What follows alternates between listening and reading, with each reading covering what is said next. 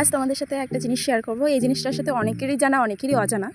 তো এখন আমি আমাদের এই পটলের জমিতে চলে এসেছি।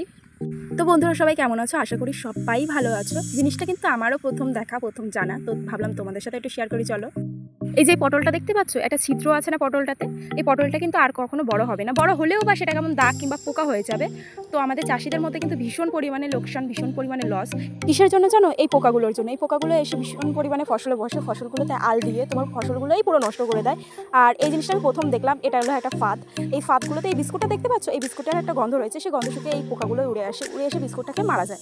আমি এই জিনিসটা নতুন দেখলাম, তাই ভাবলাম তোমাদের সাথে একটু শেয়ার করি। দেখো এই পটলটা কি সুন্দর দেখতে, কি সুন্দর একটা স্বাভাবিক একটা পটলের মতন। এই পটলটা দেখো আমার রুগী রুগী লাগছে না? আর এই পটলটাতে দেখো পুরোপুরি চারি সাইডটাতে আল দিয়েছে। এই পটলগুলো পুরো বিক্রির অযোগ্য। আর এখানে আমি পটল নিয়ে নিচ্ছিলাম বাড়িতে খাওয়ার জন্য। তো আজকের ভিডিওটা কেমন লাগলো সবাই অবশ্যই জানিও। ভিডিওটা ভালো লাগলে একটা লাইক কমেন্ট করে দিও। সবাই ভালো থেকে দেখা হবে একটা পরের ভিডিওতে।